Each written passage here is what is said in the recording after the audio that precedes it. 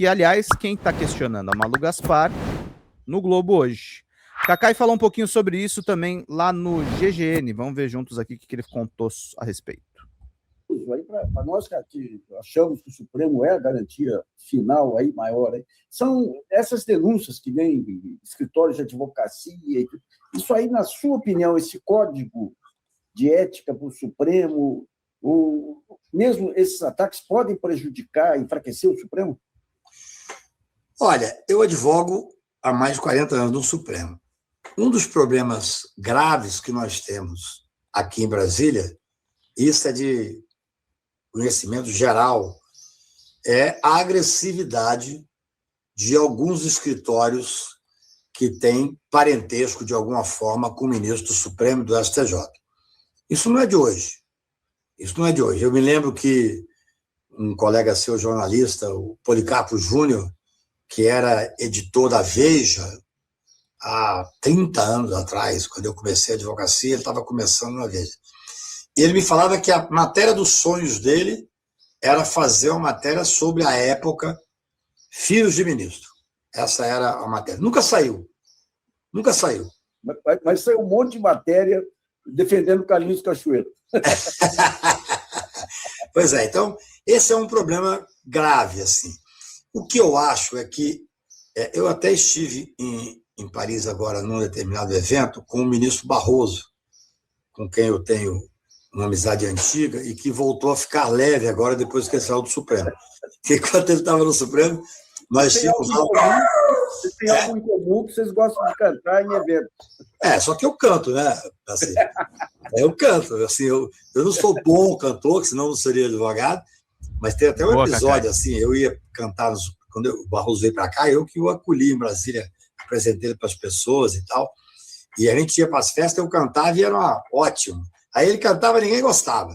Aí ele assumiu a presença do ministro Supremo e os advogados fizeram uma festa para me sacanear e levaram ele. Aí eu cantei, ninguém aplaudiu, ele cantou, todo mundo aplaudiu de pé. Mas aí agora a vida dá nega e tira. Agora ele voltou para a playlist, né? Quer dizer, eu quero ver eu cantando junto com ele agora, quem é que vai ser aplaudido, entendeu?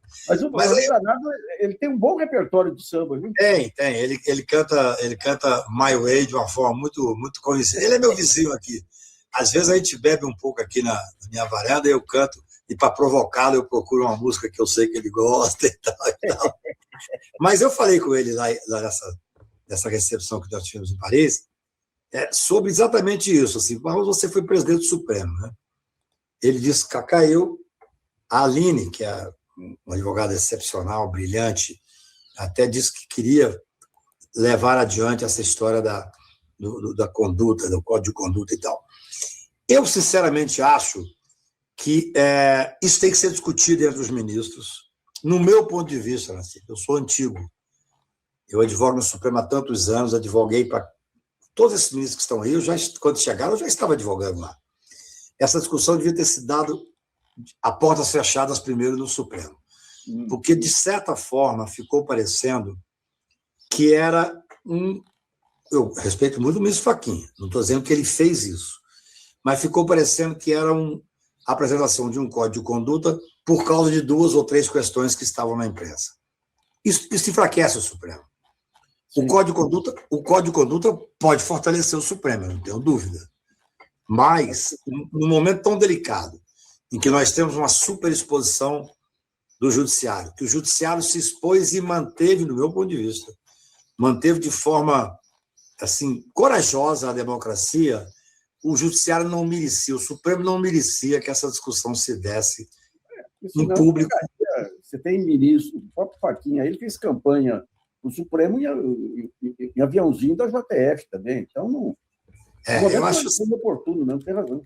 Eu acho que o momento foi ruim, porque eu falei com 2, 3 ministros ali que acharam que aquilo, de certa forma, dividiu o Supremo, no momento que o Supremo tinha que estar, de certa forma, unido e tal. Então, assim, essa discussão é necessária? Pode ser. O ministro Celso de Mello escreveu sobre isso agora, que é um ministro respeitadíssimo, mas essa discussão ela tem que ser pública depois que o Supremo chegar a um consenso. O Supremo pode chegar ao seguinte consenso: temos que fazer, ainda que vai enfraquecer determinadas questões. Paciência, faça. Não tem problema nenhum. Eu sou favorável a fazer a discussão. Mas eu achei inoportuna a maneira com que foi colocado. Enfraqueceu o Supremo numa hora que está sendo alvo aí de flechada. Todo mundo ligado à Lava Jato, ao Centrão aí, está aproveitando colegas aí que tem um histórico de lavajatismo aí. Agora, você fala em coragem, a coragem não foi só uma coragem institucional. O próprio Alexandre de Moraes, quando enfrentou isso aí, foi uma coragem física. Ameaça aos filhos, à esposa. Eu não tenho nenhuma dúvida, assim, quando lá em março de 19, o ministro Toffoli presidiu o Supremo e ele falou, Cacai, você vai ao Supremo hoje? Posso ir. Diz, eu vou anunciar uma coisa importante que você estivesse lá. Ele anunciou o inquérito, que é chamado inquérito da fake news. Eu falei, Toffoli, é óbvio que defenda isso. Como amigos da corte, você é um advogado mais antigo. É difícil dizer isso, nós somos os mais antigos que atua no Supremo. E aí eu disse, Toffoli, é óbvio que você tem o direito de abrir regimentalmente, mas distribuir para o ministro Alexandre fere o juiz natural. Ele disse, eu não posso te dizer nada, só estou te dizendo que está acontecendo muita coisa e que nós estamos sendo ameaçados. E eu acreditei nisso. Eu sei porque eu conversei com outros ministros que tinha filha ameaçada, que tinha filho ameaçado. Então, a situação era de uma gravidade tal. E ainda persiste, de certa forma. Tanto é que agora um ministro aposentado propôs que a segurança, mesmo dos ministros aposentados, fosse por um tempo mais alargado. Acho até que passou de forma indefinida. Em princípio, eu seria contrário a isso, que é um custo altíssimo. Mas, tendo em vista o que eu ouvi, é necessário. Sim. É necessário. Um ministro desse, que entra no avião sozinho, que passa numa festa qualquer, ele é ameaçado, então tem que ter segurança. Então, o momento ainda é grave. Por isso é que eu acho que a discussão é boa, necessária, mas, no meu ponto de vista, ela foi inoportuna. O Cacai, o Toffoli ele falou não apenas com os advogados mais antigos, mas com os jornalistas mais antigos. Que legal, bom. É isso aí, gente. Importante aí o que o Cacai está falando. Existem ameaças ao Supremo Tribunal Federal, tá? Ele também falou um pouquinho como o lavajatismo pressionava clientes na época do auge da Lava Jato. Vamos ver juntos. Uma coisa que me chamou a atenção, eu mencionei no começo aí da apresentação, esse compromisso seu com a democracia e tudo. Quando teve o processo de impeachment, todo aquele processo anterior, que a gente viu uma debandada de advogados garantistas também, toda aquela onda que a imprensa fez, que a opinião pública vai tudo numa direção. Bom dia, Veri. Bom dia, querida. Algumas figuras referenciais aí nessa área de direitos humanos também. Essa suscetibilidade, digamos, do próprio Supremo e dos advogados aos ventos da opinião pública é um negócio preocupante também, hein? É muito ruim. Eu falo para nós somos, no escritório hoje, nós somos 6 advogados, já tem bastante tempo, nós somos só 6, eu não quero crescer. Eu digo que eu, de certa forma, prejudiquei muito o escritório com a minha superexposição e defesa permanente daquilo que eu acredito, e eles foram muito leais a mim, e estiveram comigo, não têm, talvez, o mesmo tipo de compromisso que eu tenho, que eu sou um pouco desabrido aí, eu falo mesmo e tal. E foi muito decepcionante algumas questões que aconteceram, muitos. A gente faz parte do grupo Prerrogativas, né, que acho que teve um papel interessantíssimo nos últimos anos, assim, mas mesmo ali, alguns colegas, em momentos importantes, optaram, no mínimo, pelo silêncio, entendeu? Então, assim, é muito difícil. Veja bem, a Lava Jato, né, que foi, talvez eu tenha sido o primeiro e talvez o maior adversário desse grupo, claro, tivemos importantíssimos companheiros do lado e tal, mas muita gente foi cooptada, e de uma forma, outro dia, num grupo específico em que o Moro está, um colega me mandou, ele falou assim, esse advogado, se referindo a mim, inclusive pediu para investigar advogados, olha que absurdo e tal. Absurdo não, coerência. Eu fui de público para dizer o seguinte, tem advogados que fazem parte de uma linha auxiliar do Ministério Público. Durante a Lava Jato, eu, mais de uma vez, fui procurado por clientes que falavam, Cacá, infelizmente eu não vou ter que deixar a sua advocacia, você vai ter que deixar de ser meu advogado, porque a Lava Jato, o Moro e os procuradores e a Polícia Federal exigem que você saia. Olha que coisa impressionante. Tem um caso que é inacreditável, que eu não vou dizer porque eu gosto muito do cliente. Ele me procurou num domingo pela manhã, chorando, a mulher dele é uma advogada brilhante, estava contrária àquilo. Ele disse, olha, eu vou ter que sair, porque me disseram que se eu ficar com você como advogado, a minha família sofrerá consequências, vai ter busca-apreensão na família e tal, e tal. Quer dizer, muitos advogados fizeram, no mínimo, um papel de auxiliar do Ministério Público. Mas eu digo mais, aquilo que eu acusei, entre aspas, eu provoquei a OAB, esses advogados que se viam como linha auxiliar do Ministério Público tinham que ser investigados, porque eles romperam com o nosso compromisso com a Constituição, um compromisso ético. É uma coisa inacreditável, assim. Eu recebi, às vezes, eu me lembro uma vez, eu fui procurado por um procurador que nem era meu amigo, eu conhecia, que ele me procurou e falou, eu não quero falar por telefone, mas eu preciso te dizer o seguinte, eles estão tramando alguma coisa contra vocês, advogados, especialmente contra você. O que eu podia fazer? Eu ia a público, porque eu acho que essa coisa... O que eu digo assim, o que a advocacia me deu de mais interessante foi ter voz. Poder falar com você aqui é uma honra, além de ser um espaço conquistado pela história, entendeu? Então, é muito grave. E agora as coisas estão voltando, de certa forma. A gente que tem coragem de ficar do lado do Supremo, eu fico vendo, assim, no próprio Prerrogativas, muita gente dizendo, mas está havendo abuso aqui e acolá. Eu falei, nós não estamos ainda no momento que a democracia está plenamente estabelecida. Essa é a verdade. Na minha visão, nós avançamos muito, mas eu ainda tenho muita preocupação com o momento pelo qual passamos, não tenho dúvida. Mas é gozado. Eu conheci aqui na Associação dos Advogados, lá atrás, um seminário, veio a Carmen Lúcia, que estava presidindo o Supremo, Nelson Jobim, que estava fora, mas... E um advogado aí que tem uma vasta cabeleira branca, uma vasta tradição democrática. E ele começou a fazer um apanhado da história do Brasil fantástico. Quando foi chegando no final, ele deu uma meia volta e adaptou para a defesa do golpe. Eu falei, meu Deus do céu. É grave. Você pensa nessas pessoas como âncoras, mas não são birutas de aeroporto. Agora está indo para cá e...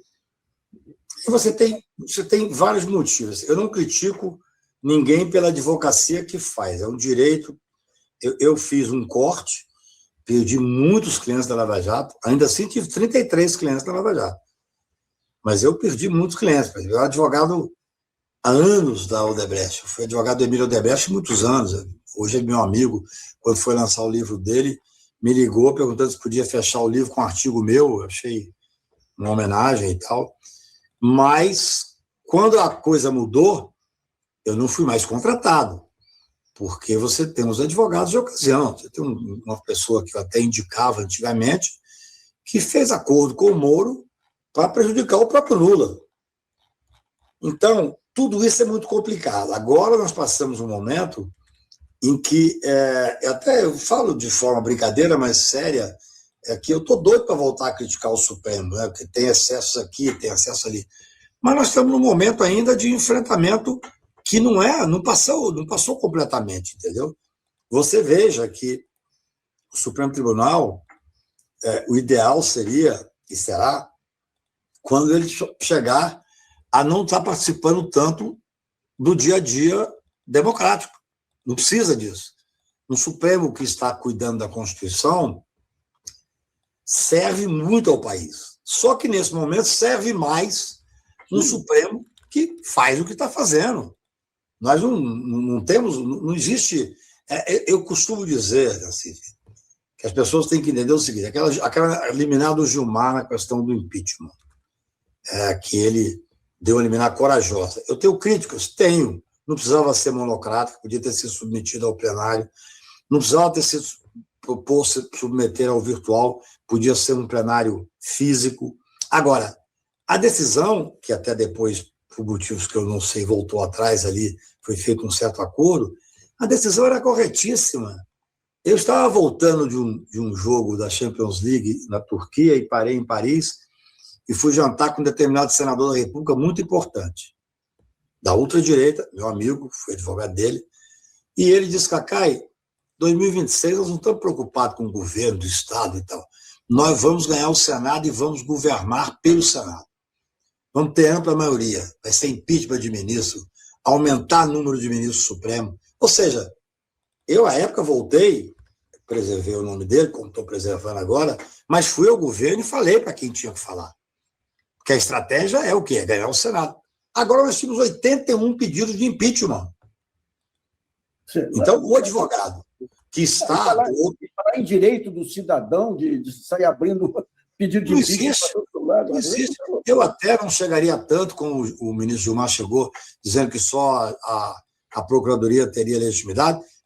Coloca o número mínimo de legitimidade, a OAB, o IAB, entendeu? Mas tem que ampliar. Agora, uma coisa é certa. Os advogados que se acumpliciaram nesse momento, eles prestam um desserviço à democracia. Porque, assim, nós temos que ter, claro, evidente que eu perdi cliente a rodo na Lava Jato. E agora eu estou perdendo também. Por exemplo, no 8 de janeiro, no golpe, eu reuni o pessoal do meu escritório e disse, olha, eu não vou aceitar, nós não vamos aceitar nenhum golpista. Não estou criticando quem aceitou, mas nenhum golpista. Porque, em dados momentos da história, o grande cliente da gente é a democracia, é a Constituição. É óbvio, eu já advoguei para vários inimigos públicos número 1. Mas numa época de estabilidade democrática, em que você acusa exageradamente, que você às vezes acusa corretamente, mas que tira certos direitos de defesa, isso faz parte do jogo, eu não estou criticando, não. Mas em momentos que você tem uma instabilidade democrática, a gente tem que ter lado. Fala galera da Folha TV, não se esquece de se inscrever aqui no nosso canal para assistir programas como Folha Notícias Manhã, Folha Notícias Noite, o nosso Folha Entrevista e o nosso Barzinho das Meninas. Muitas coisas bacanas a gente acompanha por aqui e a gente precisa muito, muito do apoio de vocês para nosso trabalho jornalístico, investigativo, de curadoria de conteúdo, com vocês ajudando no nosso Pix, folhademocrata@gmail.com, ou mandando superchats, valeu demais, e os recursos financeiros, tornando-se membro do nosso canal, no nosso curso de jornalismo básico, para você ficar muito bem informado a respeito de tudo. Queridos e queridas, muito obrigado pela presença de todos vocês, vida longa e próspera, cuidem-se, cuidem dos seus, e não esquece de se inscrever aqui na Folha TV. Até mais!